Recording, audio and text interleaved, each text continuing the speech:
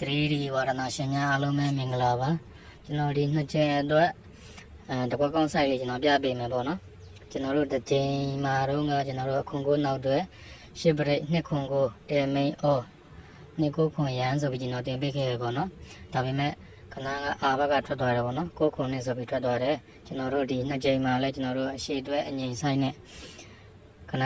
ရှိရပေါ့နော်အဲ့ဒီဟာလည်းကျွန်တော်တင်ပေးမယ်ပေါ့နော်ကိုကလောလောဆယ်ဒီတကွက်ကောင်းဆိုင်လေးကြည့်ပေးပါဦးနော်ဒီမှာကျွန်တော်တို့ရှေ့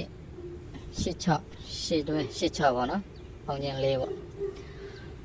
အဲ့ဒီတော့မင်းချာမှာရှစ်ပရိတ်ဆိုပြီးကြားရပါနော်ဒီမှာလဲကျွန်တော်တို့6ရှေ့ပေါ့နော်ရှေ့နှလုံးပေါင်း၄ပေါ့နော်အဲ့ဒီတော့မင်းချာမှာလဲရှစ်ပရိတ်လို့ကြားရပါနော်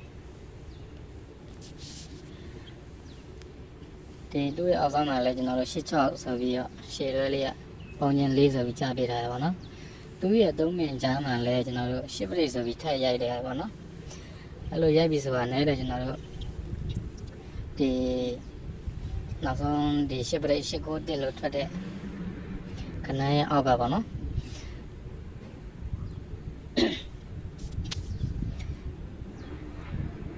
ဒီရှစ်ကိုတက်လို့ထွက်တဲ့ခဏရဲ့အောက်ကဒီ633ညပေါ့နော်ကိုပရိတ်633ညပေါ့နော်633လို့ထွက်တယ်သူ့ရဲ့ဇောင်းကိုကျွန်တော်တို့သူ့ရဲ့ဇောင်းအပေါ်ဘက်ကိုပြန်တက်တော့လဲခွန်3ခွန်လို့ထွက်တယ်ပေါ့နော်သူ့ရဲ့ဇောင်းပေါ်ဘက်တော့666ဆိုပြီးထွက်တယ်ပေါ့နော်အဲ့ဒီကဘယ်လိုပေးလဲဆိုတော့ကျွန်တော်တို့ဒီ630ဒီရေးကျွန်တော်တို့ဒီမှာသွားပေးတာရပေါ့နော်630ကဒီမှာ633ဆိုပြီးထွက်တယ်ပေါ့နော်630လို့ထွက်တယ်သူ့ရဲ့ပေါ်ဆောင်ခွန်3ခွန်ဒီကျွန်တော်တို့သူ့ရဲ့633ရဲ့ဒီဘက်ပေါ်ဆောင်ပေါ့နော်3ခွန်ဆိုပြီးထွက်တယ်ပေါ့နော်ကျွန်တော်တို့ဒီ466ကလည်းကျွန်တော်တို့ဆက်ပေးမယ်ဆိုရင်တော့ကျွန်တော်တို့ဒီ2026နှစ်ချိန်မှာ466ထိုးရမယ်ပေါ့နော်မိတ်ဆွေများကြိုက်နေတတ်တယ်ဆိုရင်ဒီနှစ်ချိန်အတွက်466 664 646ဆိုပြီးတော့